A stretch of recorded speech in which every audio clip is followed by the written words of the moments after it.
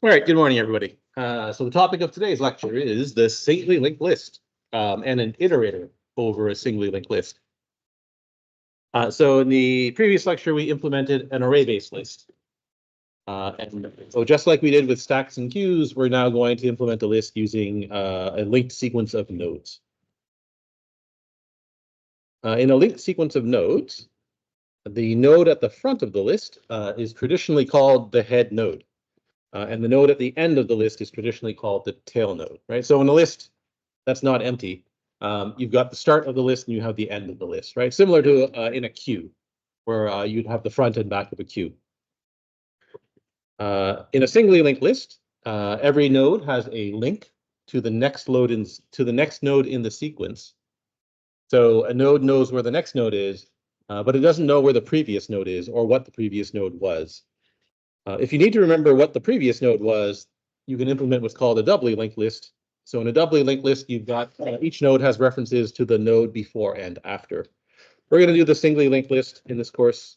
In I guess your data structures course, you might see the doubly linked list. So if you want to visualize what a linked list made up of nodes looks like, it basically looks the same as a stack or a queue. You've got, in this case, you have a list of like 3. The first node in the sequence is the head node, right? So there's nothing in front of the head node. The last node in the sequence is the tail node, and there's nothing after the tail node. In the so the names on the slide, so head and tail, these are telling you what fields we're going to be using to implement this linked list. If you have an empty list, obviously there is no head or tail node, so those are both null. Just like in just like in a linked stack or queue made up of linked nodes, you can think of a linked list as having a recursive structure. So every node in this list of length 4, you can imagine is just the head node of another list. And that turns out that makes methods like sublist very easy to implement, right? So remember, sublist is the method that returns part of a list. So because the linked list is recursive in structure, it's very easy to implement sublist for a linked list. So the node holding the 0 is the head node of the entire list. The node that has the element equal to 1, you can think of that as being the head of a list of length 3, right? And the node holding the element 2, you can think of that as being the head node of a list of length 2. And finally, the last node in the list, you can think of that as being the head node of a list of length 1.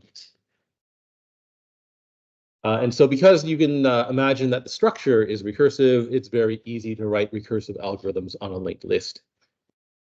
So if you wanted to compute the size of a linked list, it's easy to do recursively. It's also easy to do iteratively, right? But the recursive implementation of size looks something like this. So the version of size that the typical user would call is just called size. The recursive implementation of it calls a private recursive method that actually does all of the work. So the recursive method is given some node that we're going to call the head node. Right now, remember, when you call the recursive method, you're going to start by passing in the actual head node. But as you recurse, the head node is just going to move to the next node each time. So we're going to pass in a node. If there is no head node, then you know that the list has size 0, so you can simply return a 0. And otherwise, you know there has to be at least one node in the list, so you can return 1 plus however many nodes are left in the rest of the list. So to get the number of nodes left in the rest of the list, you just recursively call the method, and you pass in the next node in the sequence. Okay. Of course, this is easy to do iteratively as well. You just write a little while loop, and you loop until you find a node that has no next link. Okay, so we're going to implement a class called sLinkedList. So remember, the S just means simple because we're not implementing the full Java list interface. It's going to use the exact same node class that we used in our previous linked structures. It has a few differences. So in this particular case, we're going to implement We're going to implement a bunch of private package private methods, and we're going to have some package private fields and classes, so that we can create a utility class outside of S linked list that also operates on linked lists and can exploit the structure of the linked list. So we're going to have a public private method, a package private method that returns the head and tail nodes of the list. And we're going to make the node class package private as well, so that other classes in the same package can access the nodes. Okay, so here's our class. Remember, it's generic, right? It implements our slist interface, which is also generic. Internally, it's going to have the exact same the exact same nested node class that we used previously, right? So every node has a reference to an element, and every node has a reference to the next node in the sequence. We're going to keep track of the number of elements in the linked list because it's convenient to do so. We're going to keep track of where the head node is. You technically don't need to keep track of where the tail node is, but again, it's convenient to do so. It makes implementing methods like add much more efficient. Finally, we have package private methods that return the head and tail node. We could have just made these package private as well and let people access them directly from inside the same package. Okay, so for an empty list, we have no head node and no tail node. So those will be set to null, and of course the size is 0. Size is easy to implement. You just return our field this.size. You want to add to the end of the list. That's exactly like enqueuing an element into a queue. Right? So the implementation for add is exactly the same as enqueue. If you go and look at the enqueue lectures, you'll see code that looks a lot like this. Right?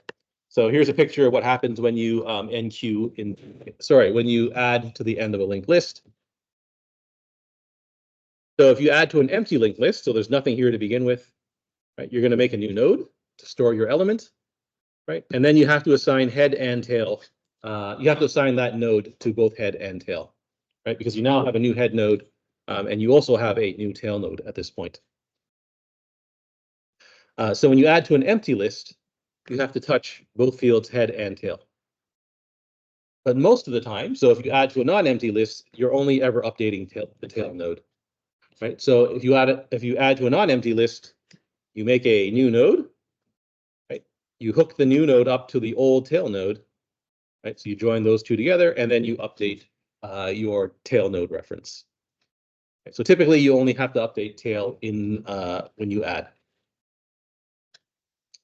Okay, so the sequence is, right, I want to add a new node to the end of this list, so I make a new node, right? Put the element that you want inside the new node. You've got a reference to the current tail node, so we're going to take tail and join it up to n. Right, so tail.next equals n. Right, and then of course, don't forget, update tail so that it now points at the new node that you just added. And then add 1 to the size of the list because we just added an element to the list. And so the code for add looks like this. Right, make a new node, store the element in the node. Right, the next node after the new node is nothing, so there is no node after the new node. Here's our special case for when the size of the list is 0. So if the size of the list is 0, I have to update the head node because now there is a head node.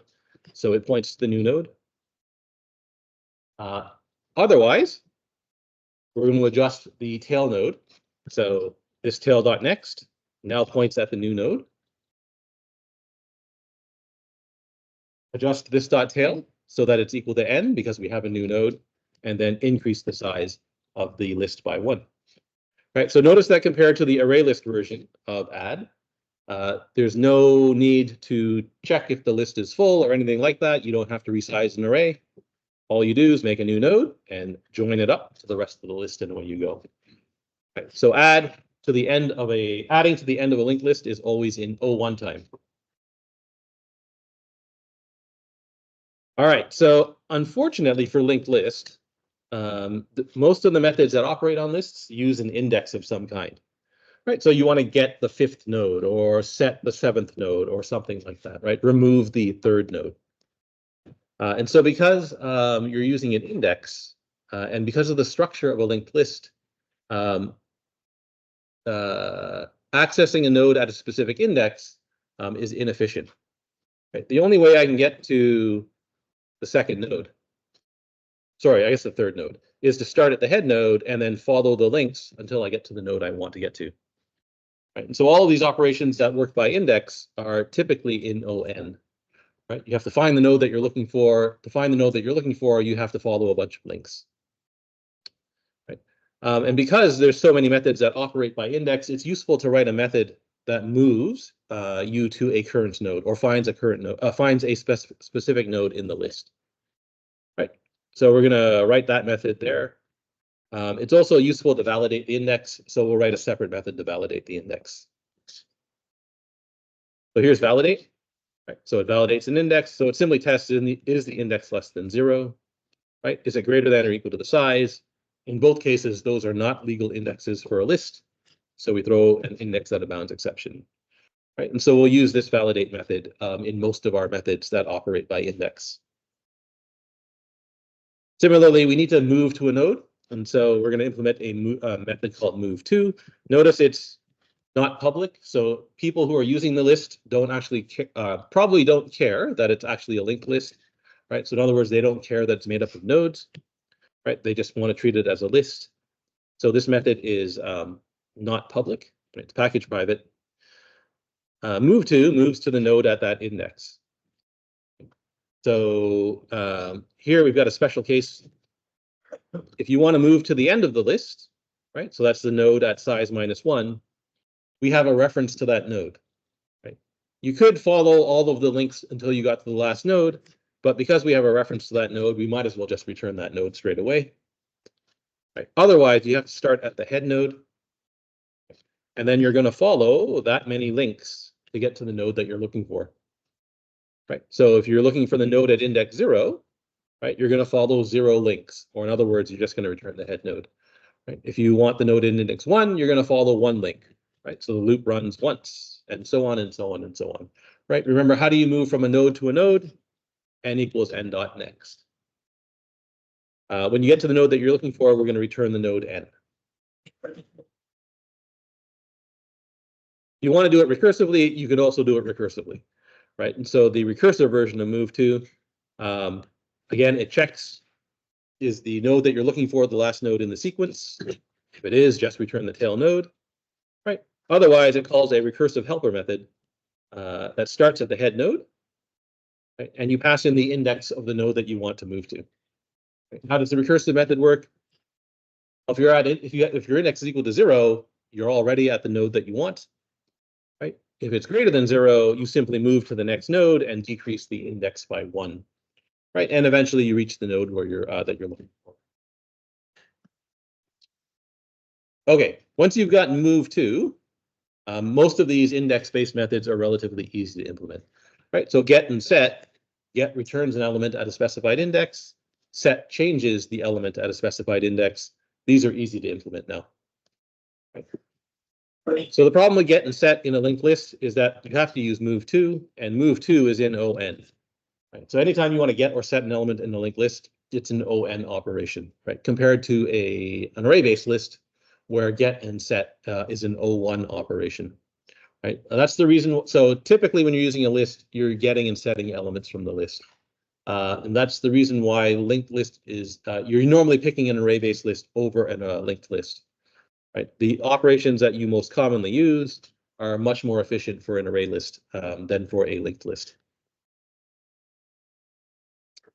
Okay, so how do you implement get? Well, you have to validate the index first. We've got a method to do that, so we might as well use our method. I now need to move to the node at that index. Well, I've got a method that does that, so we might as well use that method. Once you get to that node, simply return the element in that node, and that's it. Right. Set's exactly the same thing, except you're going to change the element at the node. Right. So for set, we're going to validate the index. Right. We're going to move to the node at that index. Set normally returns the element that was overwritten, so it returns the element that was at the index that was asked for. So we're going to remember what the old element is. and then we're going to return it at the end of the method. Right. After we remember what the element is, we're going to change what the element is. Right. So now NeLem equals the new element, and away you go. Okay, what about inserting at the front of a list? So inserting at the front of the list looks exactly like pushing an element onto the top of a node-based stack. Right. So if you go and look at the stack code, adding at the front of the list is exactly the same as push. Right. So what does the picture look like? So if I'm going to add to the list shown in black, I want to add a new element, in this case, 4 to the front of the list. Right. What do? You make a new node. Right? You store the element that you want in the node. Right. And then you join that node up to the rest of the list. Right. So you join it at the front of the list. Right. Remember, the front of the list is at the head node. Okay, so add to the front. Right. Make a new node. Join the new node to the current head node. Update the head node so that it now points at the new node, and then add 1 to the size. And that's it. Right. Notice again, right, compared to an array-based list, add front is 01. Right. In an array-based list, if you want to add at the front, you have to slide all of the elements in the list 1 position forward in the list. Right. And so that's an ON operation. So adding to the front of a linked list is much more efficient than adding to the front of an array-based list. Okay, what if you want to insert into the middle of a list? Right. So remember, in an array-based list, if you want to insert in the middle, you shift a bunch of elements to the right to make room for the element, and then you insert the element into the array. Right. In a linked list, it's a little bit different because you have to unhook a link and then insert the node and rejoin the parts of the list so that you get one list again. So here I'd like to insert an element at index 2. Right. And so what that means is that I have to break the link from the second node. Right. So I have to break that link there, insert my new node, and then rejoin the list here and rejoin the list here. And so instead of moving to the node at index 2, what you really need to do is you need to move to the node at index 1, right? You need to move to the node in front of where you want to insert, right? Because you need that link in order to adjust, in order to insert the new node. Okay, so what are the steps? Remember, I'm going to insert at index 2. So first of all, you move to the node in front of it. So you move to the node at index -1. We've got a move to method, so that's easy. Right. So n now points at the second node in the sequence. Right. You make your new node where you want for the element that you're going to insert. Right. So I'm calling that toAdd. Now to insert this node, I need to hook n up to toAdd, and I need to hook toAdd up to after. Right. So it's useful if I remember what is the node after n. Right. That's just going to be equal to n.next. Right. So now I'm going to unhook n. Right. Join it up to toAdd. Right. And because I have a reference to after, it's easy to hook toAdd up to after, like that. Right. And now you've got a now you've inserted your node into the list. Right. And of course, don't forget, add 1 to the size of the list and return. So if you just follow the sequence of pictures, right? So move to that node, make a new node, right? Remember, what is the node after n, right? And then join everything up. It's easy to implement, right? And so there's add. So ignore the first if statement for now. Right? I'm going to insert somewhere into the list at the index there. So I'm going to validate the index here. Right? If the index is not valid, we'll throw an exception. Right? If the index is equal to 0, our algorithm kind of breaks. Right? Because we're going to move to the node in front of the node where you want to insert at. Right? If you're inserting at the front of the list, there is no node in front of the one you want to insert at. So we have a little special case here. If the index is equal to 0, we're adding at the front of the list. Guess what? We have a method that adds at the front of the list already, so we'll just call that instead. Right? Otherwise, you just implement the picture. Right? Move to the node. Right? Move to the node, make your new node, and then hook the new node up. Sorry, hook the new node up into your list. Good. Where to go? Here. Okay. So move to the node in front of the index where we're inserting at. Make our new node called toAdd. So I'm going to use the constructor here and actually do two steps in one. Right. I'm going to make the new node. I'm going to store the element in the node. And then I'm going to link the new node up to the next node in one step, because our constructor lets us do that. Right. Then I'm going to hook up n so that it points at the new node. And finally, add 1 to the size of the list, and away you go.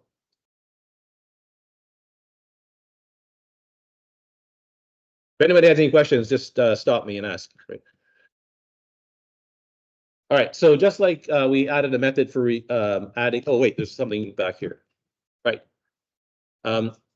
The add method, sorry, the insert method in Java is a bit funny. So if you look at the standard library implementation of this method, it lets you insert or add at the index equal to the size of the list. Right. So if you go back to the picture here, so if I wanted to insert at index 0, 1, 2, 3, 4, at index 5, right?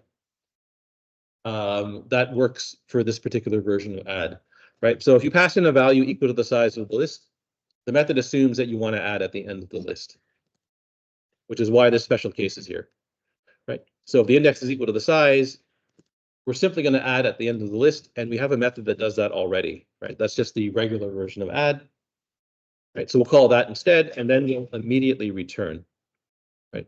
You have to return here, because if you don't, you end up falling into the rest of the code here, right? And your validation will fail. Sorry, the validation will pass, and then you'll end up inserting the node a second time. Right? So this return statement turns out to be fairly important here. It's also the reason why we don't validate first. Right, so remember our validate method, if you pass in the size of the list, validate throws an exception. So you have to do the special case first and then validate second.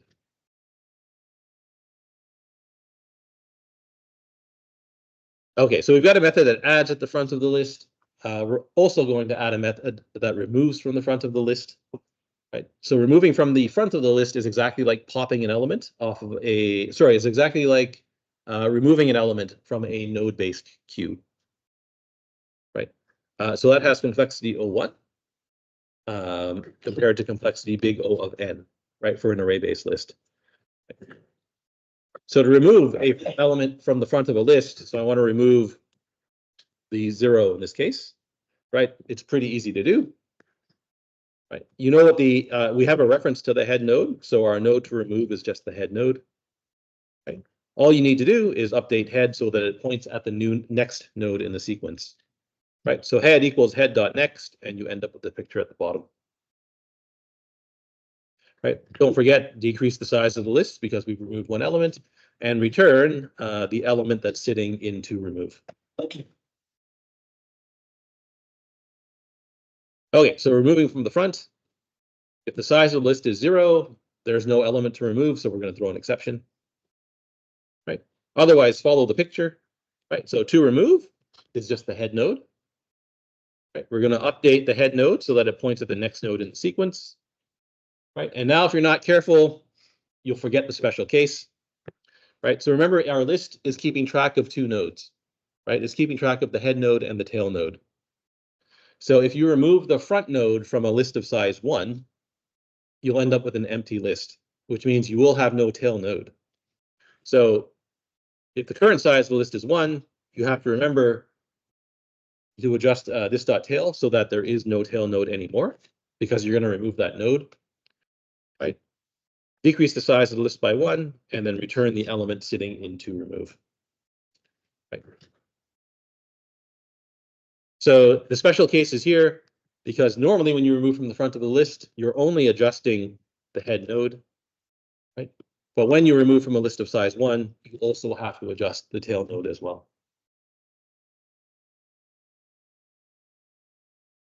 Okay, so what about removing by index? Right, so removing by index is very similar to inserting by index. Right? If I want to remove the 2, right, I don't actually want to move to that node. I need to move to the node in front of it, right? Because it's this link that I have to adjust. Right, I need to make this link point to the next node after the one that's being removed. Right, so the first thing we have to do is move to the node at index -1. Right, so we need to move to the n. Right, I need the element sitting in to remove. Right, so I need the element sitting in the 2 because that's the element that we want to return back to the caller. So it's useful to create a variable to remember what this node is. Right, I need to hook n up to the node after to remove. So we're going to make a variable for after as well. Right. Once we've got n to remove and after, I can sever the link between to remove and after. Right, so I make that point at nothing. Right, I can then take n and set its length so that it points at after. Right, and that effectively removes the node that was here. Right, so move to the node in front of the one you want to remove. Right, remember what your 3 nodes are, so n to remove and after. Sever the links on both sides of it to remove. Right, and join n up to the next node in the sequence.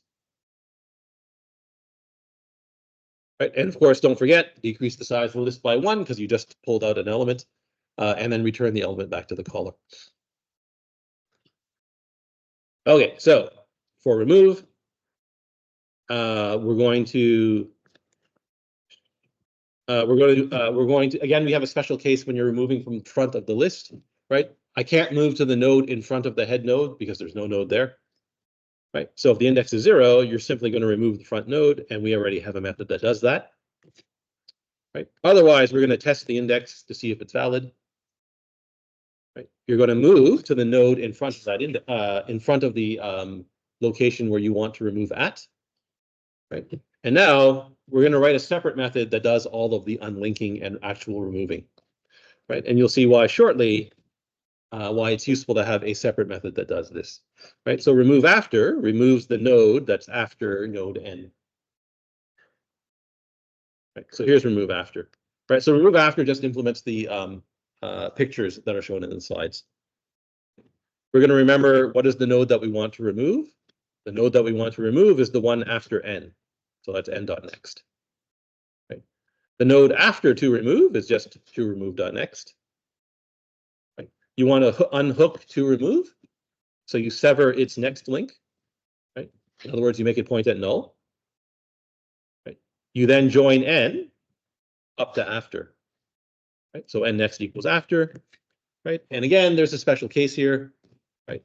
If you remove the last element in the sequence, right, you actually have to update the tail node. Right. So how do you know that you removed the last node in the sequence? Right.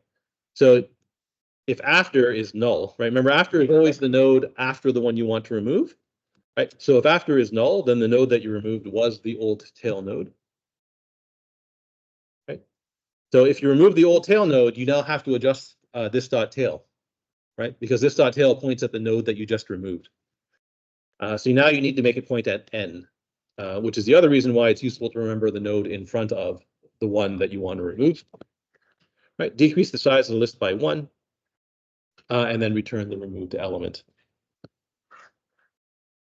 Okay, any questions so far? All of this stuff is just basic bookkeeping, right? If you just look at the slides and follow the pictures, it's relatively easy to implement these methods correctly.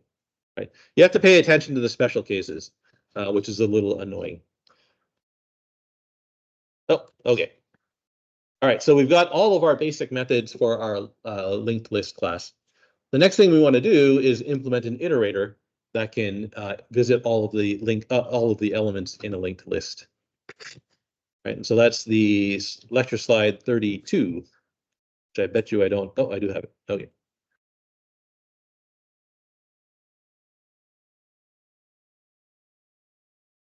Okay, so we want to implement an iterator for a linked list. So just like in a regular array-based list, an iterator is just an object that knows how to visit the elements in the list, right, from first to last. So an iterator sits between elements, right? So this particular iterator sits between the elements C and D, right? Or the elements at index 2 and 3. Right? If you call next on this iterator, right, it returns the D and then advances the iterator forward one position in the list. Right? So when you're at the front of the list, the iterator is sitting here. You call next, it returns the A, and then it moves the iterator to the next position in the list. So how are we going to implement this thing? So in the array-based list, we had the index of this element and we had the index of this element. For a linked list, we're going to implement it slightly different. So for the linked list, we're going to keep a reference to the node C and a reference to the node B. Right. So we're going to keep track of the previous node. Right. So previous is the node that was last returned by the iterator. Right. So in other words, for the iterator to get here, it had to have returned the C the last time you called next. Right. And we're also going to keep track of the node in front of previous. So I'm calling that previous. You might wonder, why are we keeping track of this node? Right. The answer is, if you want to implement remove for this iterator, right, we have to remove the C. To remove the C, I need the node in front of it. Right? There's no way for me to remove this without having the node in front of it.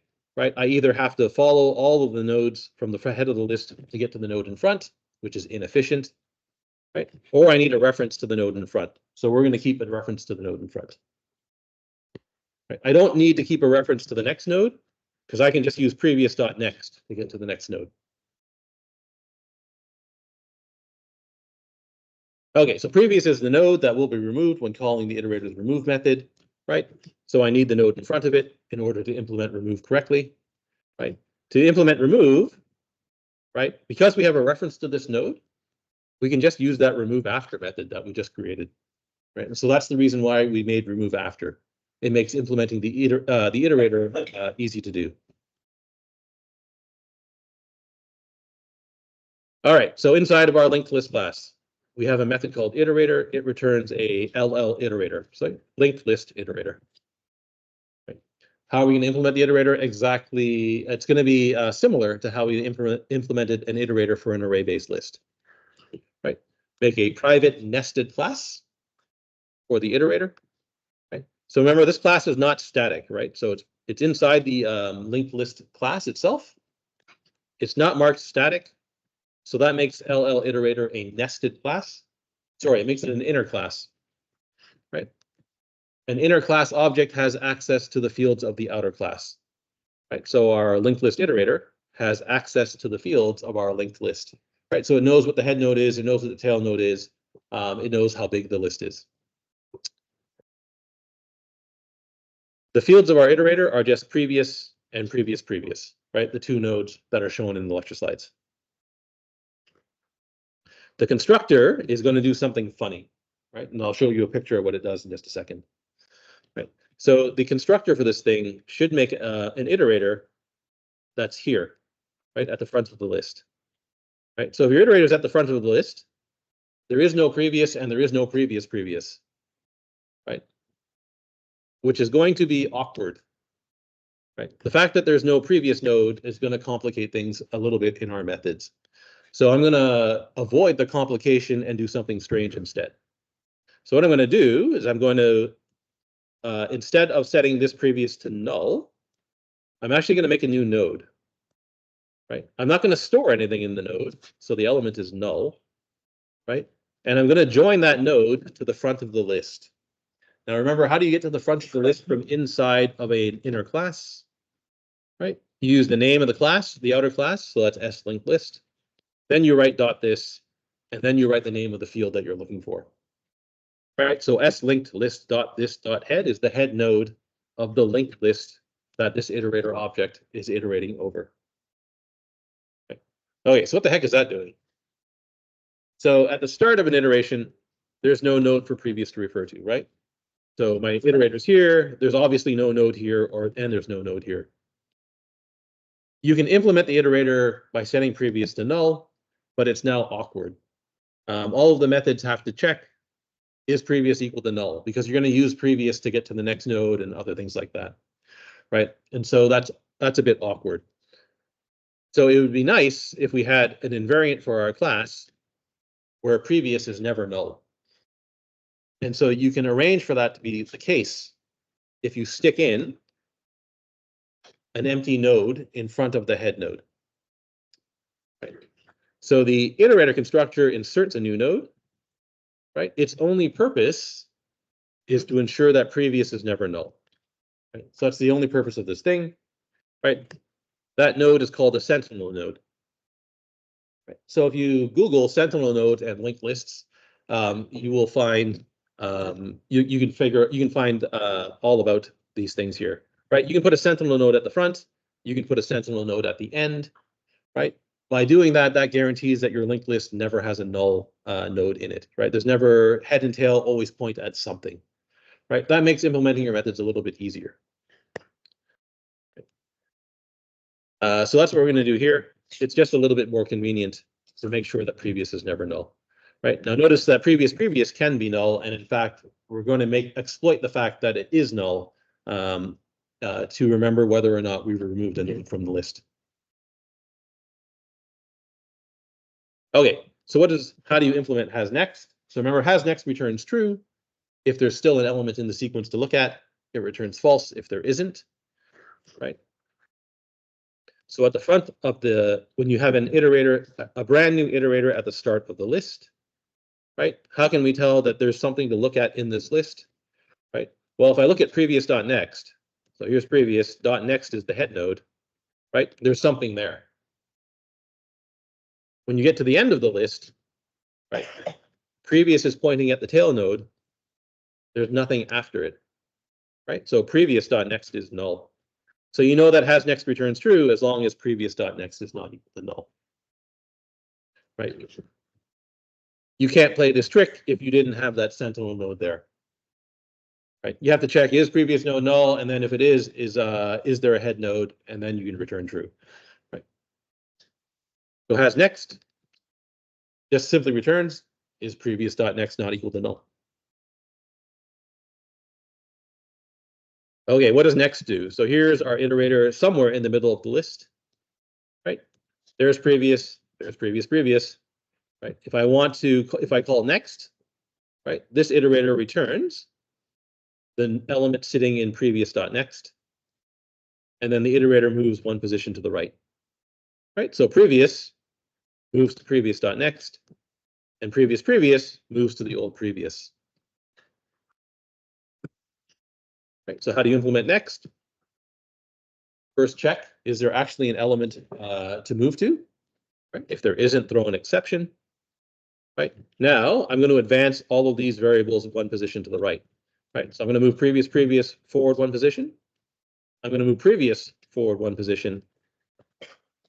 So this previous equals previous, right? And previous now equals previous.next, right? There's our iterator. What's the element to return? We need to return the element sitting in the new previous, right? So return this previous.elen. Right? So that's nice, right? Easy to implement. You have to be a little bit careful here, right? So you might think that you might write something like previous equals previous.next, and then previous equals previous.next.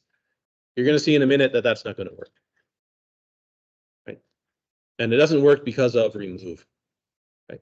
So removing an element except for the head node, right? You can do this by calling remove after, right? And using remove after is easy because we've got previous, right? If we didn't have previous, we couldn't do it this way. Right, but because I know what the node is in front of the last node that we returned, we can just reuse remove after. Right, so for this iterator here, if we remove a node, we remove the C. That's removing the node after previous, right? So that's one line of code. That's nice and easy. Right now, after removing the node, right, you end up with the following list. Right. So we removed the node that was called previous. Right. Remember how the iterator works, right? Previous should refer to the node immediately in front of the iterator.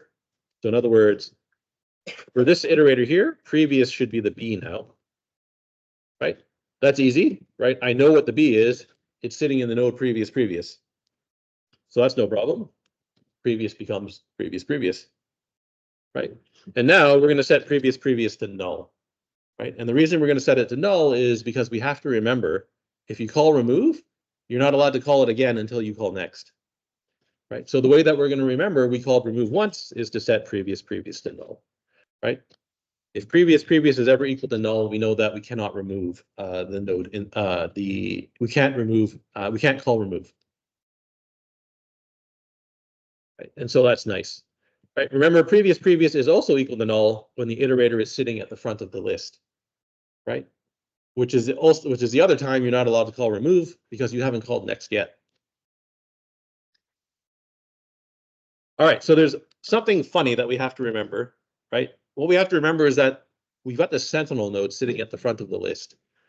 So we need to make sure that removing the first element of the list actually works properly, right? So in other words, what happens to our sentinel node, right? If I pull out the head node, right? So if next has been called exactly once, right? Then our iterator looks like this, right? So it's sitting between the first and second elements, right? Previous points at the head node. Previous is pointing at the sentinel node in the list. Right? So if we're sitting here, we're going to call remove front to remove the first element of the list. Right? So remember what remove front does. Right? It causes the list to adjust the field head so that it refers to the second element of the list. Right? So in other words, if I call remove front, head becomes the second node here. Right? Our sentinel node is still hanging out here, right? And this node is no longer a sentinel node, is not currently a sentinel node, sorry, right? So previous is pointing at this head, the old head node. There's our new head node, right? I always want to make sure that there's a sentinel node sitting in front of the head, right? So I can now play the trick by just nulling out the element sitting in previous. Oops, sorry. Right. So by setting the element in the node here to null, right, that gives us a new sentinel node, right? Or it gives us a sentinel node for our new shorter list. Right? By assigning previous to null, right, that indicates that remove has been called. We can't call it again. Okay, so what does remove look like? First thing you do, check, are we actually allowed to call remove? Right? So if previous is null, we're not allowed to call remove, right? We're at the beginning of the list and we haven't called next yet, or we've called next and remove already. Right? So if it's null, throw an exception. Right? Step 2. So normally we're going to use remove after, but you have to remember that at the front of the list, there is no, sorry, at the front of the list, it's easier just to call remove front. Right? So if this previous is pointing at the current head node, right, we're just going to remove the front node. We're going to set the element in the front node. Sorry, we're going to set the element in the old front node to null to convert it to a sentinel node. Right? Otherwise, we just call remove after, right, passing in previous as the node. Right? Then you adjust this previous so that it points at the old node in front of previous. Right? And then finally set previous to null, and there's your remove method for our iterator class. Right? And you now have a complete functioning linked list. Right. Okay, any questions about that, about the linked list iterator? All right, exam topics. This is an old slide. I'm not sure this is accurate. Okay, so that's the course. Okay, so this first statement is true, right? This course is, the beginning of this course is easy, right? The middle part of the course is a little bit harder, but the end of the course is tough, right? The main reason it's tough is because all your topics build on top of one another, right? You can't be here today and be successful in the course if you haven't already, or if you're not already familiar and comfortable with the material up to this point, right? What that means is you can't do the exam unless you know the stuff from week 1, right? But I'm not actually going to ask you anything specifically about week 1 or week 2 or even week 7, right? The topics for the exam focus primarily on parts 3 and 4 of the course, right? So in other words, the stuff that you haven't really been tested on yet, right? You've got test 1, you've done test 1 and 2. So test 1, you did your basic Java stuff. Test 2, you made some classes, right? You haven't yet been tested on inheritance, and you haven't yet been tested on any of the data structures or generic stuff. So that's what your exam is going to focus on. It's not technically comprehensive. It is effectively comprehensive because you can't do the stuff today without knowing how to do the stuff from earlier in the course. Right? But you're not going to see a question like some floating point map question, right? Or anything like that, right? It's coming from basically weeks, I don't know, 6 or 7 onwards, right? So it's only roughly half the course.